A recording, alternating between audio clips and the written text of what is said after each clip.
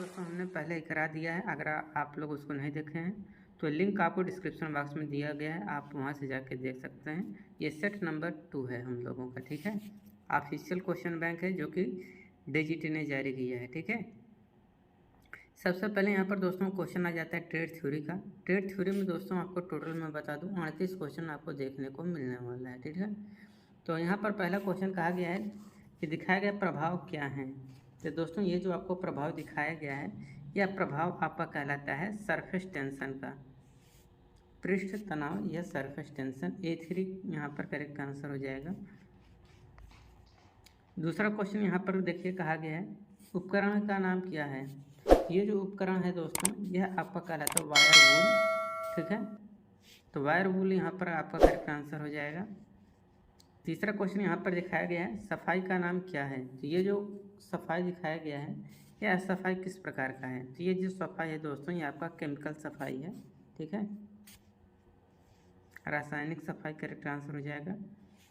चौथा क्वेश्चन यहाँ पर देखिए कहा गया है कि बॉडी के साथ कटिंग नोजल का एंगल क्या होता है। तो देखिए बॉडी के साथ कटिंग नोजल का जो एंगल होता है यह एंगल होता है दोस्तों आपका 90 डिग्री का।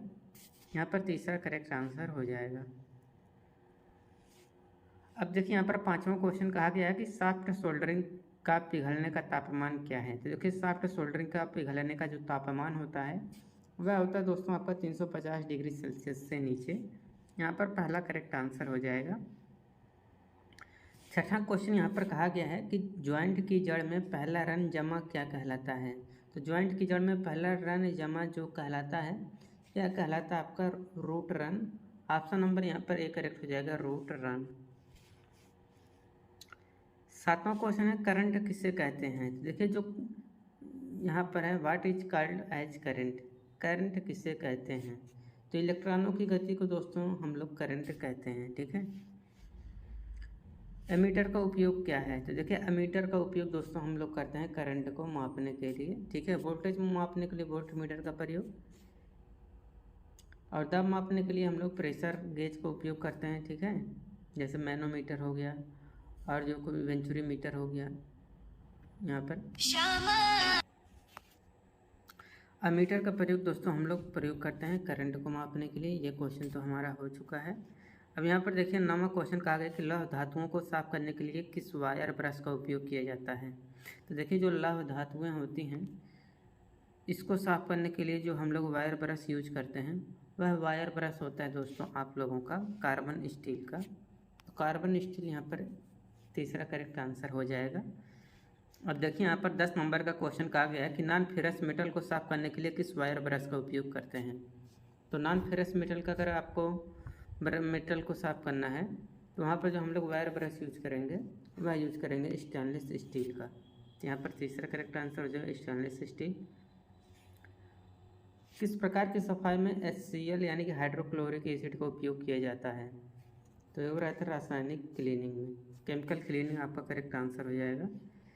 सरफेस की सफाई क्यों महत्वपूर्ण है। तो देखिए सरफेस की सफाई क्यों महत्वपूर्ण है, इसका मेन रीज़न ये रहता है ताकि आयल और पेंट को हटाया जा सके, ठीक है। तो remove oil and paint, oil और पेंट को हटाने के लिए सरफेस की सफाई जरूरी है।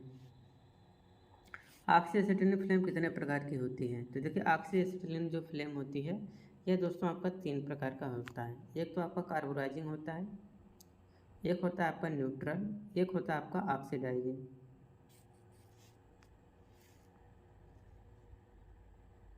18 यहाँ पर 14 नंबर क्वेश्चन कहा गया है कि आसान वेल्डिंग के लिए कौन सी स्थिति लाभप्रद है।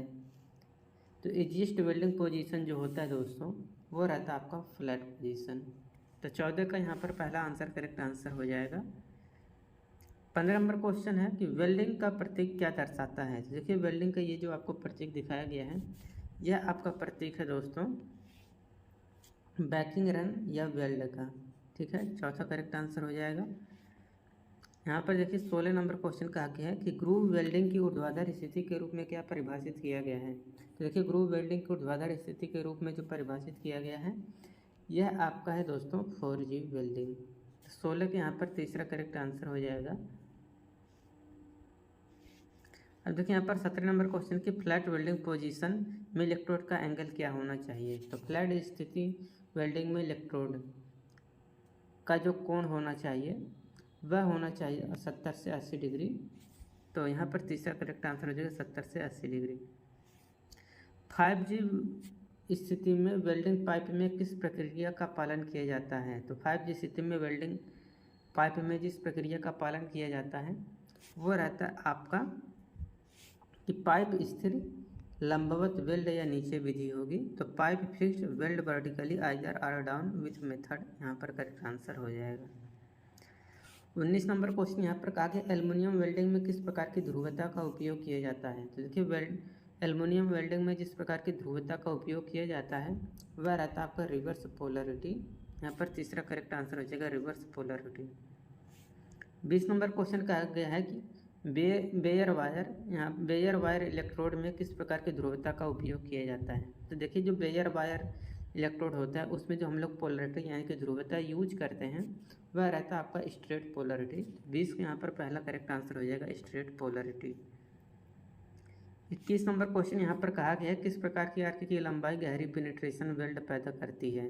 तो जिस प्रकार की आर्क की लंबाई गहरी पेनिट्रेशन वेल्ड पैदा करती है वह रहता है दोस्तों आपका शार्ट आर्क लेंथ है। यहाँ पर दूसरा करेक्ट आंसर हो जाएगा short arc length. 22 number question यहाँ पर कहा गया है किस प्रकार की आर्क गुनगुनाती ध्वनि पैदा करती है? तो जो गुनगुनाती ध्वनि पैदा करती है वह रहता है लॉन्ग आर्क लेंथ। ठीक है, तो अगर आर्क की लंबाई ज़्यादा है तो वहाँ पर गुनगुनाती या हमिंग साउंड वहाँ पर आपको देखने को मिलता है। तो हमिंग साउंड यहाँ पर।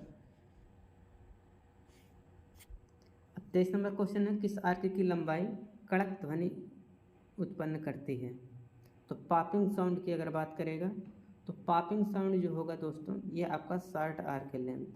ठीक है, humming sound long arc length और इसके बाद popping sound short arc length. ठीक है, इसको याद रखना है, दोनों क्वेश्चन साथ ही में दिया है, काफ़ी अच्छी तरीके से आप लोगों को डाउट क्लियर हो जाएगा। वेल्डिंग में जैब के चारों ओर वेल्ड केबल लपेटने का उद्देश्य क्या है? तो देखिए वेल्डिंग में जैब के चारों ओर वेल्ड लपेटने का जो उद्देश्य है वह है दोस्तों आप लोगों का कि आर्क ब्लॉक को नियंत्रित करने के लिए। 24 के यहाँ पर पहला करेक्ट आंसर हो जाएगा। अब देखिए यहाँ पर 25 नंबर क्वेश्चन है कि वेल्डिंग का प्रतीक क्या दर्शाया गया है? तो देखिए वेल्डिंग का ये जो आपको प्रतीक दिखाया गया है ये आपका आर्क ब्लॉक का है। ठीक है, 26 नंबर क्वेश्चन है कि वेल्डिंग का कौन सा सिस्टम आर्क ब्लॉक से मुक्त होता है? तो वेल्डिंग का जो सिस्टम आर्क ब्लॉक से मुक्त होता है यह रहता है एसी वेल्डिंग। ठीक, तो एसी वेल्डिंग आर्क ब्लॉक से मुक्त होता है। तो 26 के यहाँ पर पहला करेक्ट आंसर हो जाएगा। अब देखिए यहाँ पर 27 नंबर क्वेश्चन है कि वेल्डिंग का प्रतीक क्या दर्शाया गया है? तो यहाँ पर दोस्तों जो आपको वेल्डिंग का प्रतीक दिखाया गया है यह आपका दोस्तों है ट्रांसवर्स डिस्टॉर्शन अनुप्रस्थ विरूपण, आपका करेक्ट आंसर हो जाएगा। ठीक है, अब देखिए यहाँ पर 28 नंबर क्वेश्चन कहा गया है कि वेल्डिंग के दौरान आर्क से निकलने वाले छोटे धातु कणों का नाम क्या है? तो वेल्डिंग के दौरान आर्क से निकलने वाले छोटे धातु कणों का जो नाम होता है वह रहता है आपका स्पैटर। ठीक है, तो वेल्डिंग के दौरान आर्क से निकलने वाले छोटे धातु कणों का नाम स्पैटर होता है। देखिए 29 नंबर क्वेश्चन कहा गया कि आर्क वेल्डिंग में कम करंट के कारण कौन सा दोष होता है? तो देखिए आर्क वेल्डिंग में कम करंट के कारण जो दोष होता है वह रहता है दोस्तों आप लोगों का लैक ऑफ फ्यूजन की कमी। अब 30 नंबर क्वेश्चन यहाँ पर कहा गया कि आर्क वेल्डिंग में बीड में हेयर लाइन का अलग होने का क्या कारण है? तो आर्क वेल्डिंग में बीड में हेयर लाइन का अलग होने का जो मेन कारण होता है वो रहता है कि फास्ट कूलिंग, तेज़ी से ठंडा होने के कारण आर्क वेल्डिंग में बीड में हेयर लाइन का अलग होने का मेन कारण है। 31 नंबर क्वेश्चन कहा गया है कि कौन सी वेल्डिंग फ्लेम लौह और अलौह धातुओं की वेल्डिंग के लिए उपयोग की जाती है? तो फेरस और नॉन फेरस दोनों के लिए जो वेल्डिंग यूज की जाती है, जो गैस वेल्डिंग फ्लेम यूज की जाती है वो रहता है आप लोगों का एसिटिलीन और ऑक्सीजन। ठीक है, 32 नंबर क्वेश्चन है ऑक्सीएसिटिलीन फ्लेम में गर्म बिंदु कौन सा होता है? तो देखिए ऑक्सीएसिटिलीन फ्लेम में सबसे जो गर्म बिंदु होता है वो होता है दोस्तों आप लोगों का इनर कोन। यहाँ पर चौथा करेक्ट आंसर हो जाएगा इनर कोन। 37 नंबर क्वेश्चन है यहाँ पर कि एसिटिलीन रेगुलेटर कनेक्शन के लीकेज की जांच करने के लिए किस सामग्री का उपयोग किया जाता है। तो एसिटिलीन रेगुलेटर कनेक्शन के लीकेज की जांच करने के लिए जो सामग्री हम लोग यूज करते हैं ये रहता है दोस्तों आप लोगों का सोप वाटर। तो यहाँ पर सोप वाटर तीसरा करेक्ट आंसर हो जाएगा। 34 नंबर क्वेश्चन है यहाँ पर ऑक्सीडाइजिंग फ्लेम का उपयोग क्या है। तो देखिए ऑक्सीडाइजिंग फ्लेम का जो उपयोग होता है ये रहता है आपका सुटेबल फॉर ब्रास वेल्डिंग, पीतल वेल्डिंग के लिए उपयोग। यहाँ पर 34 का दूसरा करेक्ट आंसर हो जाएगा।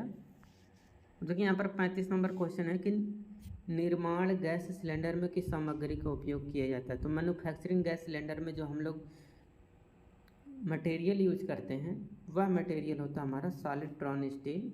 तो सॉलिड ड्रॉन स्टील आपका करेक्ट आंसर हो जाएगा। 36 नंबर क्वेश्चन है कि सिलेंडर में एसिटिलीन गैस के सुरक्षित भंडारण के लिए विशेष विधि क्या है। तो सिलेंडर में एसिटिलीन गैस के सुरक्षित भंडारण के लिए जो विशेष विधि होती है वो रहता है कि store as a dissolved gas in liquid acetone, तरल एसीटोन में घुली हुई गैस के रूप में संग्रहित। 37 नंबर क्वेश्चन कि वेल्डिंग करते समय फायर बैग को नियंत्रित करने की कौन सी विधि है। तो वेल्डिंग करते समय फायर बैग को नियंत्रित करने की जो विधि होती है हो रहता है आपका close oxygen control valve. Oxygen control valve को बंद कर दें। 38 नंबर क्वेश्चन यहाँ पर कहा गया है कि राइटवर्ड वेल्डिंग द्वारा फिलर रॉड का एंगल क्या होना चाहिए। तो राइटवर्ड वेल्डिंग द्वारा फिलर रॉड का जो एंगल होना चाहिए वह 30 से 40 डिग्री होना चाहिए। 38 के यहाँ पर पहला करेक्ट आंसर हो जाएगा 30 से 40 डिग्री। देखिए यहाँ पर वर्कशॉप कैलकुलेशन एंड साइंस का दोस्तों क्वेश्चन आ चुका है।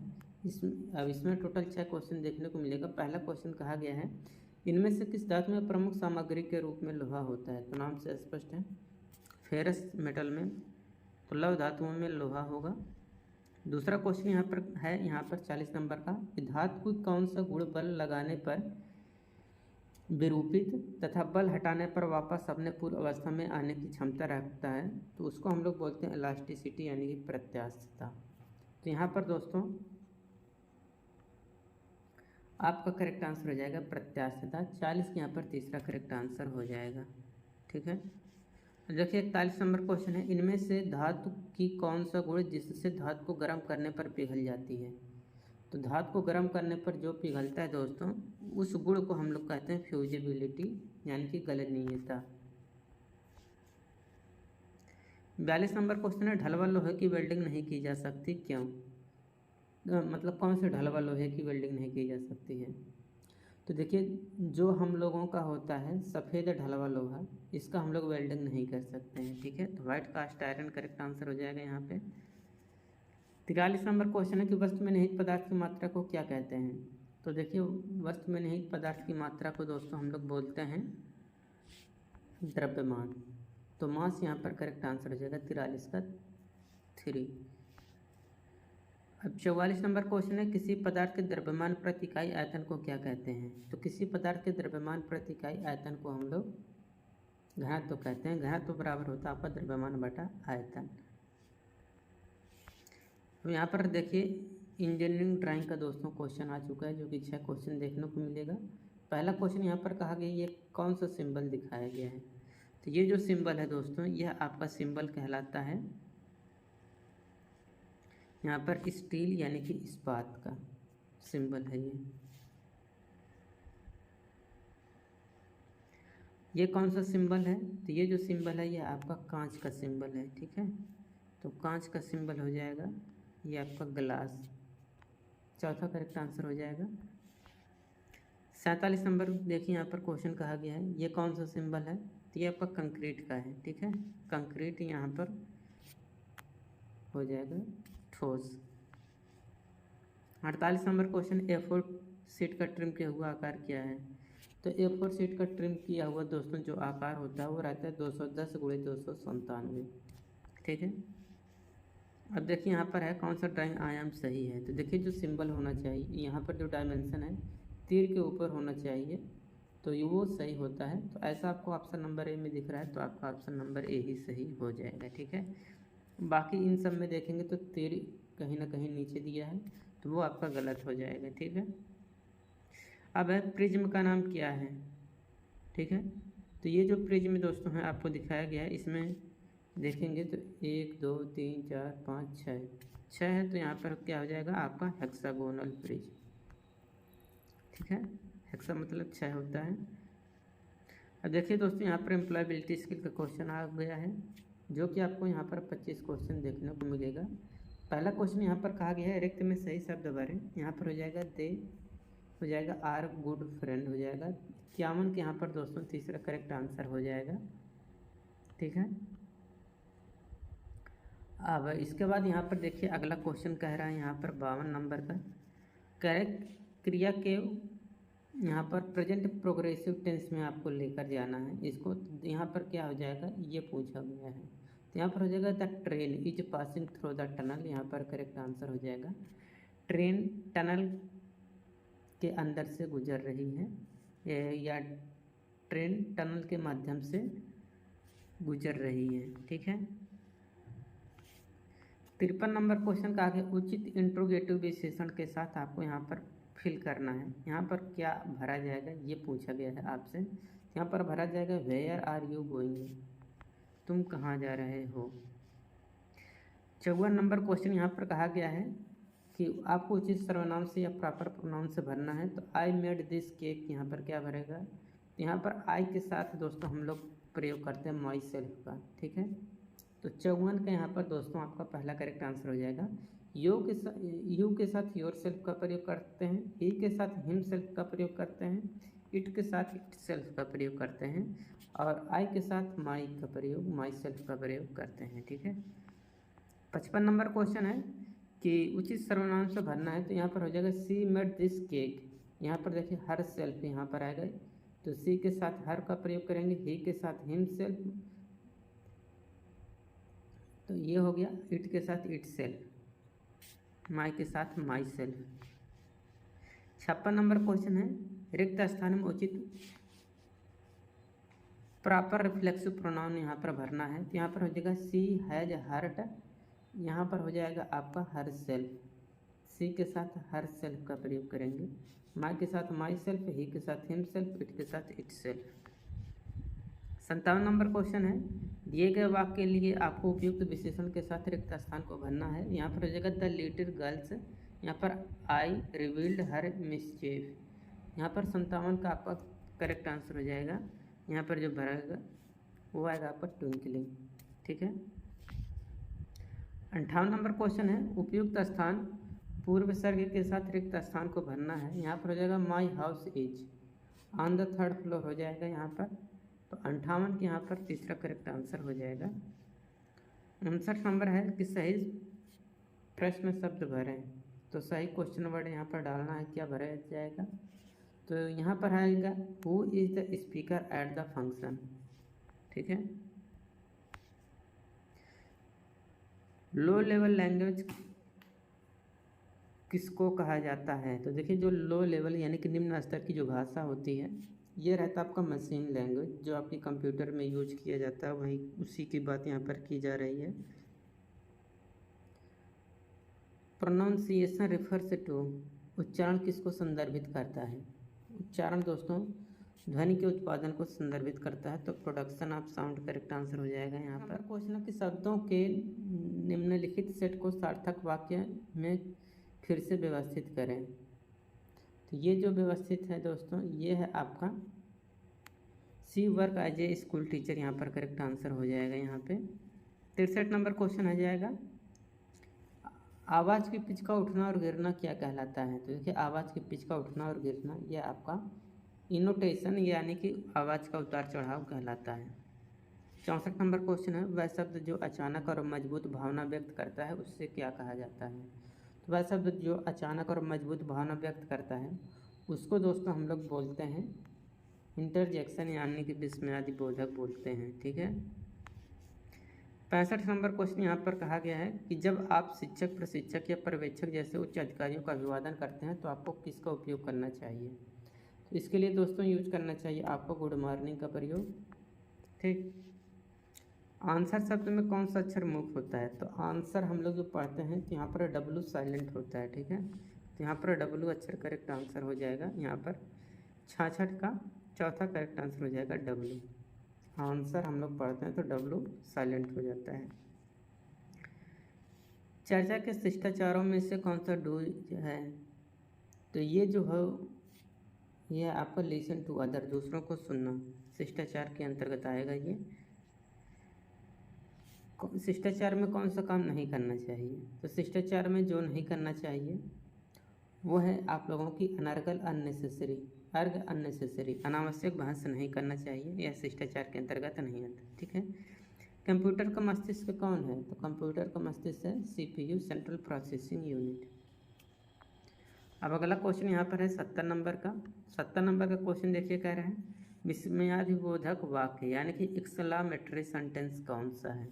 तो इस तरह का जो साइन लिखेगा वही एक्सक्लामेटरी सेंटेंस है। What is beautiful house it is यहाँ पर करेक्ट आंसर हो जाएगा। ठीक है।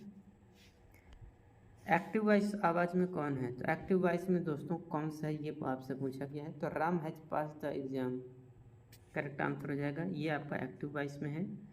पैसिव वॉइस में कौन सा है? तो पैसिव वॉइस में यहाँ पर है आपका कि हर birthday was celebrated by us. Conjunction कौन सा नहीं है? तो जो संयोजन नहीं है वो आपसे पूछा गया है। तो ए आर बट ये सब दो वाक्यों को जोड़ने का काम करता है, जबकि ऑन जो है ये आपका प्रीपोजिशन है। ठीक है। ये कंजक्शन का काम नहीं करेगा। भूमिका निभाने का कौन सा लाभ नहीं है? तो देखिए भूमिका निभाने का जो लाभ नहीं है वो है आपका कि डेवलप बोर्डम, बोरियत पैदा करता है। स्वर नहीं है तो देखिए A E I O U स्वर है, यह आपका कॉन्सोनेंट है, व्यंजन है। ठीक है। तो स्वर नहीं है, ऑप्शन नंबर यहाँ पर तीसरा करेक्ट आंसर हो जाएगा। वीडियो अगर अच्छा लगा वीडियो को लाइक